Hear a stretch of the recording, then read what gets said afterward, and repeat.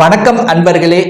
இந்த 2024 மே மாதத்தில் நடக்க இருக்கின்ற இந்த குருவினுடைய பெயர்ச்சியால எந்தெந்த ராசிகள் உச்சத்தை தொடப்போகிறது, எந்தெந்த ராசிகள் விபரீத ராஜயோகத்தை கொடுக்க இருக்கிறது, எந்தெந்த ராசியினருக்கு ஒரு பெயரையும் புகழையும் கொடுக்கக்கூடிய அமைப்பு என்பதை பற்றித்தான் இந்த பதிவில் நம்ம டீட்டெயிலா பார்க்க போகிறோம்.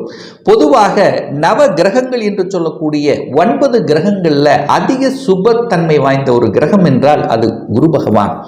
இந்த குரு பகவான் என்பது தனத்துக்கு காரகன், குழந்தைக்கு காரகன், அனைத்து விதமான சுப காரியங்களுக்கு காரிய கர்த்தா, பெயரையும் புகழையும் கொடுக்கக்கூடிய, கடவுளினுடைய அனுகிரகத்தை பெற்றிருக்கக்கூடிய இந்த குரு பகவானுடைய பெயர்ச்சியானது வருகின்ற மே மாதம் 1ஆம் தேதி சுமார் 11:57 காலையில பெயர்ச்சியாக இருக்கிறது. அதாவது மேச மனையில் இருந்து ரிஷப மனைக்கு பெயர்ச்சியாகிறது. அதாவது கால சக்கரத்தினுடைய 2வது வீட்டில் போய் அமர இருக்கிறது. அப்போ இந்த கால சக்கரத்தினுடைய 2வது வீடு என்பது தனஸ்தானம். அப்ப தனக்காரகன் என்று சொல்லக்கூடிய அந்த குரு பகவான் தனஸ்தானத்திலே வந்து அமரக்கூடிய இந்த காலகட்டத்தில் எந்தெந்த ராசியினருக்கு உச்சத்தை தொடப்போகிறது, அதாவது ஒரு பெயரையும் புகழையும் ஒரு கோடீஸ்வரனாக கூடிய தகுதி இருக்க போகிறது என்று பார்க்கும் பொழுது முதல்ல மேச ராசி அன்பர்களை சொல்லணும். இந்த மேசராசி அன்பர்களுக்கு இந்த குரு பகவான் தன்னுடைய ராசிக்கு 2ஆம் இடம் என்கின்ற தனஸ்தானம், குடும்பஸ்தான, வாக்குஸ்தானத்தில் போய் அமர இருக்கிறார். அப்போ தனக்காரகனான குரு பகவான் தனஸ்தானத்திலே அமர்ந்திருக்கக்கூடிய இந்த காலகட்டத்தில் நிச்சயமாக பொருளாதாரம் சார்ந்த விஷயத்தில் ஏற்றத்தை தரக்கூடிய அமைப்பு. நீங்கள் எந்த தொழிலை செய்தாலும் அந்த தொழிலின் மூலமாக லாபத்தை பெறக்கூடிய வாய்ப்புகள், சந்தர்ப்பங்கள் இந்த குரு பெயர்ச்சியால உங்களுக்கு கொடுக்க போகிறது என்பதை உறுதியாக சொல்லலாம். அதே சமயத்தில் குடும்பம் சார்ந்த விஷயத்தில், அதாவது இதுவரைக்கும் ஒரு திருமணமே அமையல, திருமணம் சார்ந்த சுப காரியங்கள் நடக்கவே மாட்டேங்குது, ஏதாவது ஒரு தடையை கொடுத்து கொண்டிருந்த மேசராசி என்பர்களுக்கு இந்த வருடத்தில், அதாவது குரு பெயர்ச்சிக்கு அப்புறம் பார்த்தீங்கன்னா குடும்பத்தில் சுப காரியங்கள் யாருக்காவது உங்க குடும்ப உறுப்பினருக்கு நடக்கக்கூடிய சந்தர்ப்பங்களை நிச்சயமாக உருவாக்கக்கூடிய தன்மை. இதுவரைக்கும் தன்னுடைய வாக்கு பலிதம் இல்லை, தன் பேச்சை யாரும் கேட்கலன்னா இப்போ உங்க பேச்சை கேட்கக்கூடிய வாய்ப்புகள் அதிகமாக இருக்கிறது. தன்னுடைய பேச்சை வைத்து செய்யக்கூடிய அனைத்து விதமான தொழில்கள் மூலமாக ஒரு நல்ல வருமானத்தை பெருக்கக்கூடிய அமைப்புகள் இந்த காலகட்டத்தில் உங்களுக்கு சிறப்பாக இருக்கிறது அப்படிங்கிறத உறுதியாக சொல்லலாம். அப்போ நீங்கள் எந்த தொழிலில் இருந்தீங்கன்னாலும் அந்த தொழிலின் மூலமாக புதிய ஒப்பந்தங்கள், தொழிலின் மூலமாக அபிவிருத்திகள், தொழிலின் மூலமாக லாபங்கள் கிடைக்கக்கூடிய சந்தர்ப்பங்கள், அதாவது உங்களுக்கு கடவுளினுடைய அனுகிரகத்தோடு உங்களுக்கு இருக்க போகிறது. பெரிய மனிதர்களின் ஆதரவு உங்களுக்கு நிச்சயமாக இருக்க போகிறது. அந்த குரு பகவான் 2ஆம் இடத்திலிருந்து தனது 5ஆம் பார்வையாக 6ஆம் இடத்தை பார்க்கிறார். அப்ப கடன்ல சிக்கி தவித்து கொண்டிருந்த இந்த மேசராசி என்பர்கள் அந்த கடனில் இருந்து விடுபடக்கூடிய சந்தர்ப்ப சூழ்நிலைகளை உருவாக்கும். அதே சமயத்தில் உடல்நலம் சார்ந்த தொந்தரவு பிரச்சனையோட இருந்தவர்கள் அந்த உடல்நலம் சார்ந்த தொந்தரவில் இருந்து விடுதலையாக கூடிய அமைப்புகள், எதிர்ப்புகள், அதாவது உங்களை யாரெல்லாம் எதிர்ப்பு கொண்டிருந்தார்களோ, உங்களை யாரெல்லாம் முதுகில் குத்தி கொண்டிருந்தார்களோ அவர்கள் உங்களை விட்டு வெளியேறக்கூடிய வாய்ப்புகள், சந்தர்ப்பங்கள் இந்த காலகட்டம் உங்களுக்கு சிறப்பாக இருக்கிறது அப்படின்னு சொல்லணும். அதே சமயத்தில் அந்த குரு பகவானுடைய பார்வை 8ஆம் இடத்தின் மீது பதிகிறது. அப்போ அந்த 8ஆம் இடம் என்பது என்ன? வலி, வேதனை, துக்கம், துயரம் என்று சொல்லக்கூடிய அந்த 8ஆம் இடத்தின் மீது பதிகின்ற காரணத்தால யாரெல்லாம் ஒரு வலியோட இருந்தீர்களோ, யாரெல்லாம் உங்களுக்கு ஒரு பிரச்சனையோட இருந்தீர்களோ அந்த பிரச்சனையில் இருந்து விடுபடக்கூடிய ஒரு அற்புதமான ஒரு காலகட்டம் அப்படின்னு சொல்லணும். ஏன்னா இந்த குரு பகவானுடைய இந்த 8ஆம் இடத்து பார்வை பார்த்தீங்கன்னா அந்த குரு பகவான் உங்களுடைய குடும்பஸ்தானத்தில் அமருகின்ற இந்த காலகட்டம் 12 வருடங்களுக்கு அப்புறம் இது நிகழ இருக்கிறது. அப்போ நிச்சயமாக அந்த வம்பு வழக்கு சம்பந்தப்பட்ட விஷயத்தில் ரொம்ப நாளா கடந்த சில வருடங்களாகவே உங்களுக்கு தொல்லை கொடுத்து கொண்டிருந்ததுன்னா அந்த தொல்லையில் இருந்து விடிவு காலம் பிறக்கக்கூடிய ஒரு நல்ல காலம் வந்தாச்சு அப்படின்னு சொல்லணும். அதே சமயத்தில் அந்த குரு பகவான் 2ஆம் இடத்திலிருந்து 8ஆம் இடத்தை பார்க்கறதுனால யாரெல்லாம் வெளிநாட்டுக்கு செல்லணும் என்கின்ற எண்ணத்தோடு இருக்கின்ற இந்த மேசராசி என்பர்கள் வெளிநாட்டில் சென்று வேலை பார்க்கக்கூடிய அமைப்பு அல்லது வெளிநாட்டிலேயே இருப்பவர்கள் அங்கே ஒரு குடியுரிமை பெற்று செட்டில் ஆகக்கூடிய வாய்ப்புகள், வெளிநாட்டில் ஒரு தொழிலை ஆரம்பிக்கணும் அல்லது வெளிநாட்டு சம்பந்தப்பட்ட வாணிபம் சம்பந்தப்பட்ட ஏற்றுமதி இறக்குமதி சம்பந்தப்பட்ட தொழில் ஆரம்பிக்கணும் என்கின்ற எண்ணத்தில் இருப்பவர்களுக்கு ஒரு நல்ல அனுகூலத்தை கொடுக்கக்கூடிய அற்புதமான ஒரு பயிற்சி அப்படின்னு சொல்லணும். அதே சமயத்தில் இந்த வருடம் பார்க்கும் பொழுது ராகு பகவான் 12ஆம் இடத்தில் இருக்கும் போது நிச்சயமா அந்த ராகுங்கிறது வெளிநாட்டு சம்பந்தப்பட்ட ஒரு கிரகம் அல்லவா. அப்போ வெளிநாட்டு சார்ந்த அனைத்து விஷயங்களும் உங்களுக்கு நல்லதாகவே இருக்கக்கூடிய அமைப்பு. அதே சமயத்தில் சனி பகவானும் 11ஆம் இடமான லாபஸ்தானத்தில் உட்கார்ந்திருக்கார்.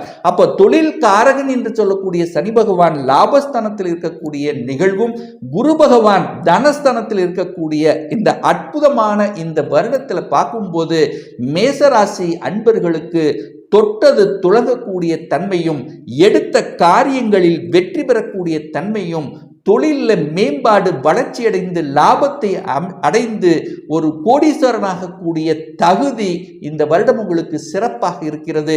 கல்வி சார்ந்த விஷயத்தில் அனுகூல வாய்ப்புகளும், திருமணம் சார்ந்த விஷயத்தில் அனைத்து விதமான சுப காரியங்கள் உங்கள் குடும்பத்தில் நடக்கக்கூடிய தன்மையும், யாரெல்லாம் குடும்பத்தில் ஏதாவது ஒரு தொந்தரவு பிரச்சனை ஏதாவது ஒரு விஷயத்தில் பிரிந்திருந்தவர்கள் எல்லாம் ஒன்று சேரக்கூடிய வாய்ப்புகளும் இந்த வருடம் உங்களுக்கு சிறப்பாக இருக்கு. அப்ப மேசராசி அன்பர்கள் தொட்டது துளங்கக்கூடிய அமைப்பும், பொருளாதாரத்தில் ஏற்றத்தை தரக்கூடிய அமைப்பும், கடலிலிருந்து நோயிலிருந்து விடுதலை பெறக்கூடிய சந்தர்ப்பங்களை நிச்சயமாக உருவாக்குவதில் எந்தவித மாற்று கருத்தும் கிடையாது.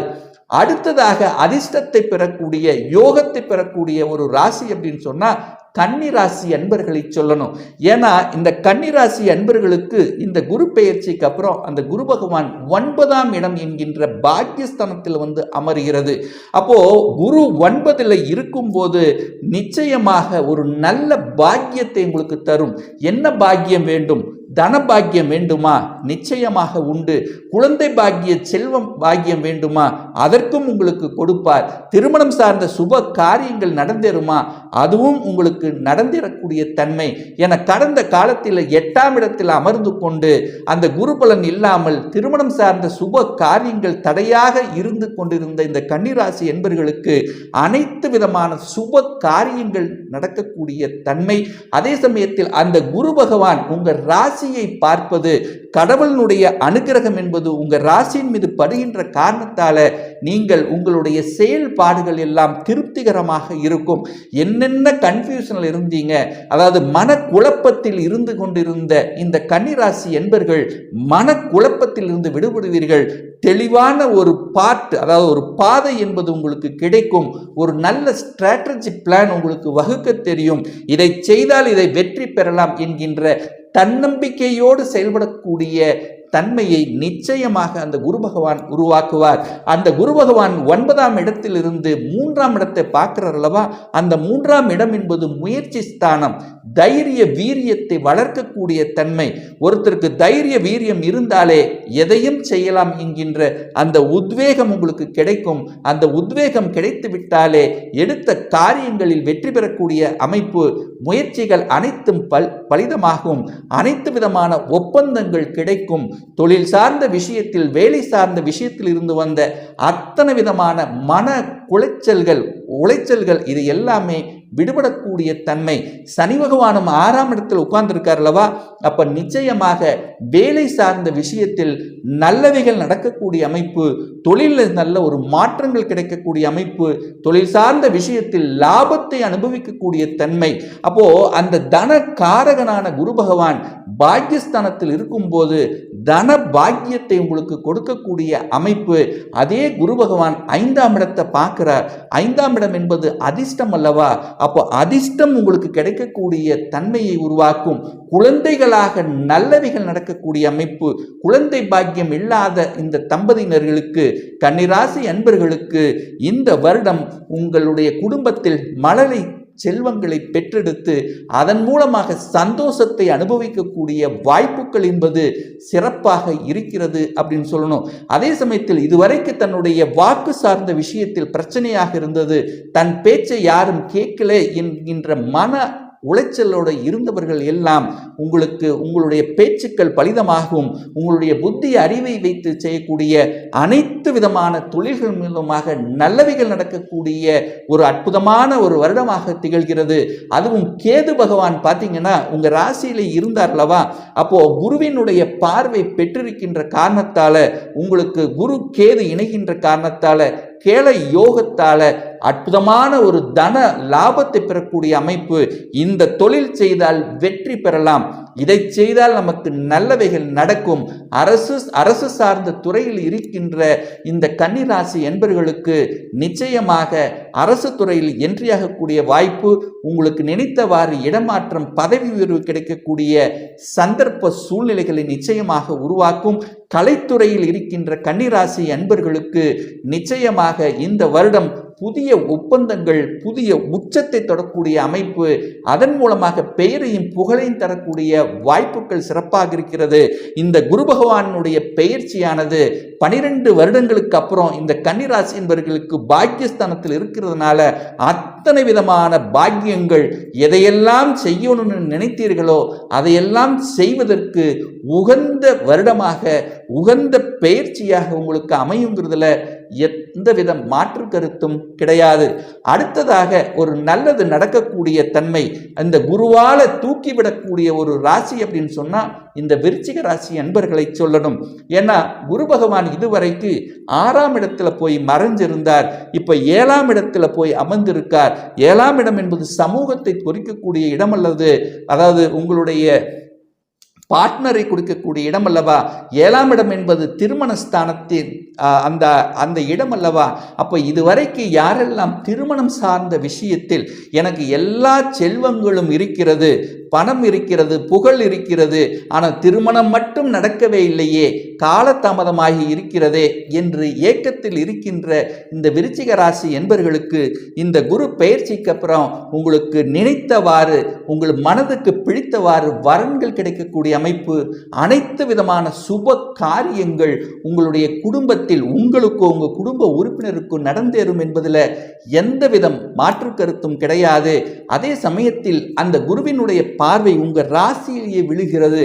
அப்போ இதுவரைக்கு ஒரு மன உளைச்சல் இருந்தது, நான் நினைத்தது நடக்கவில்லையே, ஏதாவது ஒரு உடல்நல தொந்தரவு இருந்து கொண்டு இருந்தது, எல்லாமே இருந்தும் எதுவும் இல்லாத மாதிரி ஒரு மாதிரியான ஒரு ஃபீலிங்கில் இருந்து கொண்டிருந்த இந்த விருச்சிக ராசி என்பவர்களுக்கு அந்த கடவுளினுடைய பார்வையை உங்க ராசி மீது விழுகின்ற காரணத்தால தொட்டது துளங்கக்கூடிய தன்மை, எதிலும் வெற்றி பெறக்கூடிய தன்மை, மனதில் தைரியமும் தென்பும் கிடைக்கக்கூடிய தன்மையை நிச்சயமாக உங்களுக்கு கொடுக்கும். ஒரு தனித்துவம், ஒரு கௌரவம், புகழ் கிடைக்கக்கூடிய வாய்ப்புகள் இந்த வருடம் உங்களுக்கு சிறப்பாக இருக்குன்னு சொல்லணும். அதே சமயத்தில் அந்த குருவினுடைய பார்வை 3ஆம் இடத்தின் மீது பதிகிறது. அந்த 3ஆம் இடம் என்பது முயற்சி ஸ்தானம், சகோதர ஸ்தானம். அப்போ சகோதரர்கள் மூலமாக நல்லது நடக்கக்கூடிய ஒரு வருடம் அப்படின்னு சொல்லலாம். அப்போ இதுவரைக்கும் ஒரு பாக பிரிவினை இருந்தது, சொத்து பிரச்சனை இருந்தது, ஏதாவது ஒரு ரூபத்தில் உங்களுக்கு அழுத்தி கொண்டிருந்த அத்தனை வகையான கஷ்டங்கள் விலகக்கூடிய தன்மை, சகோதரர்களுடன் நட்புணர்வு கிடைக்கக்கூடிய தன்மை உருவாக்கும். புதிய ஒப்பந்தங்கள் கிடைக்கக்கூடிய தன்மை, புதிதாக நிலம், வீடு, வண்டி, வாகனம் சேர்க்கை கிடைக்கக்கூடிய ஒரு நல்ல தருணம் மிகுந்த தன்மையை காமிக்கிறது. அதே சமயத்தில் அந்த குருவினுடைய பார்வை 11ஆம் இடம் என்கின்ற லாபஸ்தானத்தின் மீது பதிகிறது. அப்போ தனகாரகன் என்று சொல்லக்கூடிய குரு பகவான் லாபஸ்தானத்தை பார்க்கின்ற காரணத்தால நீங்கள் எந்த வேலையில் இருந்தாலும் வேலையின் மூலமாக நல்லவைகள் நடக்கும். தான் படித்த படிப்புக்குண்டான வேலை கிடைக்கலையே, எனக்கு கிடைக்க வேண்டிய ப்ரமோஷன் கிடைக்கலையே என்று இருந்த இந்த விருச்சிக ராசி என்பர்களுக்கு நினைத்தவாறே இடமாற்றங்கள், ப்ரமோஷன் கிடைக்கக்கூடிய ஒரு அற்புத வருடமாக இந்த குரு பெயர்ச்சிக்கு அப்பால் உங்களுக்கு அமைய போகுது அப்படின்னு சொல்லணும். அப்போ 11ஆம் இடம் என்பது லாபஸ்தானம் அல்லவா? நீங்கள் செய்யக்கூடிய எந்த தொழிலாக இருந்தாலும் சரி, அதாவது நீங்கள் எந்த தொழிலில் இருந்தாலும் அந்த தொழிலை அபிவிருத்தி செய்வதற்கும் உங்களுக்கு நல்ல வேலையாட்கள் கிடைப்பதற்கும் ஒரு நல்ல ஸ்ட்ராட்டஜி பிளானை கையாண்டு அதனின் மூலமாக லாபத்தை அனுபவிக்கக்கூடிய அத்தனை அம்சங்களும் உங்களுக்கு சிறப்பாக இருக்கிறது. குழந்தைகளினுடைய நலன்கள் சார்ந்தங்கள் திருப்தியாக இருக்கும். குழந்தைகளினுடைய படிப்பு நன்றாக இருக்கக்கூடிய அமைப்பு. கேது 11ஆம் இடமான லாபஸ்தானத்தில் இருக்கிறதுனால யாத்திரைகள் செல்லக்கூடிய தன்மையும், அந்த கேது 11ல் இருக்கிறது உங்களுக்கு அனைத்து விதமான நன்மை பயக்கக்கூடிய தன்மையும் உங்களுக்கு சிறப்பாக இருக்கிறது. ஸோ ஆக மொத்தம் இந்த விருச்சிக ராசி அன்பர்களுக்கு அரசின் மூலமாக அனுகூலங்கள், கலைத்துறையில் இருப்பவர்களுக்கு அதன் மூலமாக நல்லவைகள் நடக்கக்கூடிய தன்மை, சொல்லிக் கொடுத்தல், போதனைகள் செய்தல், சட்டம், நீதித்துறை, இந்த மாதிரியான துறையில் இருக்கின்ற அனைத்து இந்த விருச்சிக ராசி அன்பர்களுக்கும் தூக்கிவிடக்கூடிய கோடீஸ்வரனாகக்கூடிய பணத்தால, அதாவது பணத்தில் இருந்து வந்த அத்தனை விதமான கஷ்டங்கள் விலகக்கூடிய தன்மையும், இந்த வம்பு வழக்கு சம்பந்தப்பட்ட எந்த ஒரு பிரச்சனை நிலுவில் இருந்தாலும் அதிலிருந்து வெற்றி பெறுவதற்கான வாய்ப்புகளை பெற்றுத்தருங்கிறதுல எந்தவித மாற்று கருத்தும் கிடையாது. அதற்கு அடுத்தபடியாக அதிர்ஷ்டத்தை கொடுக்கக்கூடிய ஒரு ராசி அப்படின்னா இந்த மகர ராசியை சொல்லணும். கடந்த 5 வருடங்களாக 7.5 சனியில் சிக்கி தவித்து கொண்டிருந்த இந்த மகர ராசி என்பவர்களுக்கு இந்த குரு பெயர்ச்சிக்கு அப்புறம் பார்த்தீங்கன்னா, அப்பாடா இதுல இனிமேல் நான் ஜெயிக்கக்கூடிய தன்மை, கடந்த காலத்தில் இருந்து வந்த அத்தனை அனுபவத்தின் வாயிலாக நல்லவைகள் நடக்கக்கூடிய தன்மை என குரு பகவான் 5ஆம் இடத்துல போய் அமர இருக்கிறார். 5ஆம் இடம் என்பது பூர்வ புண்ணிய ஸ்தானம், பஞ்சமஸ்தானம், கடவுள் ஸ்தானம், அதிர்ஷ்டஸ்தானம் அப்படின்னு எல்லாத்தையும் சொல்லலாம். ஸோ அந்த இடத்துல போய் குரு பகவான் அமர்ந்து கொண்டு உங்க ராசியை பார்ப்பது கூடுதல் நன்மையை தரக்கூடிய அமைப்பு. இந்த 7.5 சனியில் இருந்து வந்த அத்தனை விதமான பாதிப்புகள் விலகக்கூடிய தன்மை, முதலில் மனதில் இருந்து வந்த குழப்பங்கள் தெளிவாக்கும். என்னடா எதை செய்தாலும் நமக்கு பிரச்சனையாகவே இருந்தது, கடன் இருந்தது, நோய் இருந்தது, வம்பு வழக்கு இருந்தது, சரியான தொழில் அமையல. ஸோ இந்த மாதிரி எந்த வகையான மனக்குழப்பத்தில் இருந்து கொண்டிருந்த மகர ராசி என்பர்களுக்கு ஒரு நல்ல தீர்வை கொடுக்கக்கூடிய ஆண்டாக இருக்கிறது. தொட்டது துளங்கக்கூடிய தன்மை. என 5ஆம் இடம் என்பது குரு பகவானுக்கு உகந்த இடம் அல்லவா? ஸோ அந்த இடத்தில் இருக்கிறதுனால 5ஆம் இடம் என்பது பதவியை குறிக்கக்கூடிய இடம் என்கின்ற காரணத்தால பதவியை எதிர்பார்த்து காத்து கொண்டிருந்தவர்களுக்கு கடந்த 5 வருடங்களாக பதவி சார்ந்த விஷயத்தில், வேலை சார்ந்த விஷயத்திலும் ஒரு நல்ல செட்டில் ஆகல என்று இருக்கின்ற இந்த மகர ராசி என்பவர்களுக்கு அத்தனையும் விலகி நல்லவைகள் நடக்கக்கூடிய, நீங்கள் நினைத்த காரியங்கள் ஜெயமாகக்கூடிய தன்மை உங்களுக்கு சிறப்பாக இருக்குன்னு சொல்லணும். பூர்வீகம் சார்ந்த விஷயத்தில் இருந்து வந்த அத்தனை வகையான பிரச்சனைகள், குழந்தைகள் நலன் சார்ந்த விஷயத்தில் இருந்து வந்த பிரச்சனைகள் விலகும். இதுவரைக்கு குழந்தைகளினால ஒரு சில இடைவெளிகள் இருந்து குழந்தை விட்டு பிரிந்தவர்கள், ஏதாவது ஒரு ரூபத்தில் தொந்தரந்தவர்கள் எல்லாம் குழந்தைகளோடு ஒன்று சேர்வதற்கான வாய்ப்புகள். அந்த குரு பகவான் 5ஆம் இடத்திலிருந்து 9ஆம் இடமான பாக்கியஸ்தானத்தை பார்க்கிறார். அப்போ திருமணம் சார்ந்த சுப காரியங்கள் நடக்க முடியாமல் இழுத்தடித்துக் கொண்டிருந்தது. என் வயதுக்கேற்றவர்களுக்கெல்லாம் திருமணம் நடந்து விட்டது, எனக்கு திருமணம் நடங்கலையே என்ற ஏக்கத்தில் இருந்து கொண்ட இந்த மகர ராசி என்பவர்களுக்கு திருமணம் போன்ற அனைத்து விதமான சுப காரியங்கள் நடக்கக்கூடிய தன்மையும், அதற்கு தகுந்த மாதிரி ராகு பகவான் 3ஆம் இடத்தில் உட்கார்ந்திருக்கார். அந்த ராகு 3ஆம் இடத்தில் இருந்து கொண்டு உங்களுக்கு ஒரு தைரிய வீரியத்தை கொடுக்கக்கூடிய ஒரு நிலை இந்த வருடம் உங்களுக்கு சிறப்பாக இருக்கிறது. அப்ப ராகுவாலையும் உங்களுக்கு நல்லவைகள் நடக்கக்கூடிய தன்மை, வீடு, வண்டி, வாகனம், இந்த மாதிரியான அனைத்து விதமான தன்மையில் உங்களுக்கு சிறப்பாக இருக்கிறது. ரியல் எஸ்டேட் சார்ந்த துறையில் இருக்கின்ற இந்த மகர ராசி என்பவர்களுக்கு ஒரு நல்ல ஏற்றத்தை கொடுக்கக்கூடிய ஒரு குரு பெயர்ச்சியாக இருக்கிறது. தந்தையின் மூலமாக நல்ல பல அனுகூலங்கள், மேன்மைகள், வெளிநாட்டு தொடர்புகளை கொடுக்கக்கூடிய ஒரு அற்புத பெயர்ச்சியாக அமைகிறது. என 9ஆம் இடம் என்பது வெளிநாட்டு தொடர்பை கொடுக்கக்கூடிய தன்மை. தகவல் தொடர்பு துறையில் இருக்கின்ற மகர ராசி என்பவர்களுக்கு பல வகை அழுத்தம், பிரஷர் கொடுத்திருந்தாலும் அதிலிருந்து விடுபட்டு நல்லவைகள் நடக்கக்கூடிய தன்மைகள். இடமாற்றங்கள், அரசு சார்ந்த விஷயத்தில் அனுகூல வாய்ப்புகள், அரசாங்க ஒப்பந்தங்கள், தகவல் தொடர்பு துறையில் மேன்மைகள், அதாவது கம்யூனிகேஷன் நெட்வொர்க், எலக்ட்ரிக்கல், எலக்ட்ரானிக்ஸ் இந்த மாதிரி துறையில் இருப்பவர்களுக்கு வளர்ச்சியை கொடுக்கக்கூடிய தன்மைகள், சட்டம், நீதித்துறை இந்த மாதிரியான துறையில் சொல்லிக் கொடுத்தல், போதனை செய்வது, குருமார்களுடைய தன்மையை போதிப்பது, இது எல்லாமே உங்களுக்கு உகந்த வருடமாக உங்களுக்கு அமைகிறது. குடும்பத்தில் பிரச்சனைகள் இருந்திருந்தாலும் அந்த குடும்பத்தில் பிரச்சனைகள் தீர்த்து உங்க குடும்பத்தில் ஒரு அமைதியும் ஒரு குதூகலம் கிடைக்கக்கூடிய தன்மை, தனம் சார்ந்த விஷயத்தில் இருந்து வந்த அத்தனை பிரச்சனைகள் விலகி உங்களுடைய தொழிலில் மேன்மை தரக்கூடிய அமைப்பு, இதுவரைக்கு நட்டங்கள் கடந்த 5 வருடங்கள் தொழில் சார்ந்த விஷயத்தில் ஏற்றத்தை கொடுக்கல என்றிருக்கின்ற இந்த மகராசி என்பர்கள் இந்த வருடம் உங்களுக்கு உச்சத்தை தொடக்கூடிய கோடீஸ்வரன் ஆகக்கூடிய வாய்ப்புகள் இந்த வருடம் உங்களுக்கு சிறப்பாக இருக்கிறது என்பதை உறுதியாக சொல்லலாம். அடுத்ததாக ஒரு வளர்ச்சி பெறக்கூடிய ஒரு ராசி அப்படின்னா இந்த கடகராசி அன்பர்கள். இந்த கடகராசி என்பர்கள் இப்போ உங்களுக்கு அஷ்டம சனி நடந்து கொண்டிருக்கிறது. ஏகாலமான ஒரு மன உளைச்சலுக்கு ஆட்பட்டு கொண்டிருக்கிறீர்கள் அப்படின்னு நம்ம சொல்லணும். அப்ப ஏதோ ஒரு விதத்தில் உங்களுக்கு மன அழுத்தத்தை கொடுத்து கொண்டிருந்த இந்த கடகராசி என்பர்களுக்கு இந்த குரு பெயர்ச்சியினால குருவால நல்லது நடக்கக்கூடிய அமைப்புகள் இருக்கு. என குரு பகவான் 11ஆம் இடத்தில் அமருகிறார். அப்ப இதுவரைக்கும் ஒரு லாபம் கிடைக்கல, ஒரு நல்ல உழைப்பை போட்ட அந்த உழைப்புக்கேற்ற ஊதியம் கிடைக்கலையே என்று ஏங்கி தவித்து கொண்டிருந்த கடகராசி என்பர்களுக்கு இந்த குருவினுடைய 11ஆம் இடத்தினுடைய அந்த அமைப்பால உங்களுக்கு லாபத்தை தரக்கூடிய அமைப்பு, நான் உழைத்தாலும் அதற்கேற்ற ஊதியம் கிடைக்கிறது என்று சந்தோஷப்படக்கூடிய அமைப்பும், தைரிய வீரியங்கள் கிடைக்கக்கூடிய அமைப்பும், திருமணம் சார்ந்த சுப காரியங்கள் இந்த வருடத்தினுடைய இறுதியில் நடக்கக்கூடிய தன்மைகள் உங்களுக்கு சிறப்பாக இருக்குது அப்படின்னு சொல்லணும். ஆனால் அதே சமயத்தில் பார்த்தீங்கன்னா அந்த குரு 11 இருப்பது உங்களுக்கு மிகப்பெரிய ஒரு பலத்தை தரக்கூடிய அமைப்பு. அந்த சனி பகவான் 8ல் அமர்ந்து கொண்டு உங்களுக்கு ஒரு வகையில் ஒரு இன்னல்கள் கொடுத்து கொண்டிருந்தாலும் அந்த குருவினுடைய 11ஆம் இடமான பெயர்ச்சியால உங்களுக்கு நினைத்த காரியங்கள் தடை இருந்தாலும் அதில் வெற்றி பெறக்கூடிய வாய்ப்புகள், அரசாங்க துறையில் இருப்பவர்களுக்கு திடீர் ப்ரமோஷன், திடீர் வளர்ச்சி, விபரீத ராஜயோகம் கிடைக்கக்கூடிய அமைப்புகள் உங்களுக்கு சிறப்பாக இருக்கிறது.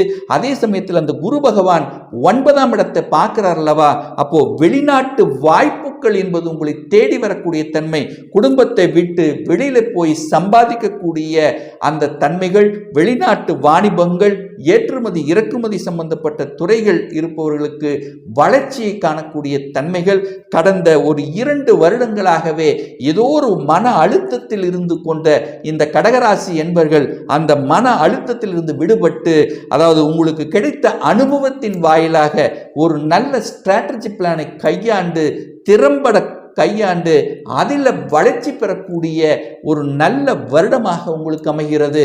அப்போ கடகராசி என்பர்கள் இனி இந்த குரு பெயர்ச்சிக்கு அப்புறம் முதலில் அந்த மன அழுத்தத்திலிருந்து விடுபடக்கூடிய தன்மை, அப்போ ஒரு தன்னம்பிக்கை கொடுக்கக்கூடிய ஒரு வருடமாக தென்படுகிறது. இப்போ நான் சொன்ன ராசினருக்கு மட்டும்தான் குரு பகவான் யோகத்தையும் அதிர்ஷ்டத்தை தருவார் அப்படிங்கிறது கிடையாது. மற்ற ராசினருக்கும் அந்த குரு பகவான் நல்லதுதான் கொடுப்பார். ஏன்னா குரு பார்த்தால் கோடி நன்மை என்று சொல்வார்கள் அல்லவா. அப்போ உங்க ஜாதகத்தில் குரு பகவான் எப்படிப்பட்ட நிலையில் இருக்கார், எந்த இடத்தில் இருக்கார் என்பதை பொறுத்தும் அதனுடைய பலன்கள் மாறுபடும் அப்படிங்கிறதையும் நீங்கள் ஞாபகத்தில் வைத்துக் கொள்ளுங்கள். 12 ராசினருக்கும் தனித்தனியே இந்த குரு பெயர்ச்சி பலன்களை பதிவிட உள்ளேன். அதற்கு முன்னால் நம்மளுடைய சேனலை நீங்கள் ஃபர்ஸ்ட் டைம் பார்ப்பவர்கள் என்றால் மறக்காம சப்ஸ்கிரைப் பண்ணிக்கிங்க. பக்கத்தில் இருக்கின்ற பெல் பட்டன் மற்றும் ஆல் நோட்டிஃபிகேஷனை கிளிக் பண்ணும்போது நான் போடக்கூடிய அனைத்து விதமான பதிவுகள் உங்களுடைய நோட்டிஃபிகேஷனில் வந்து சேரும்.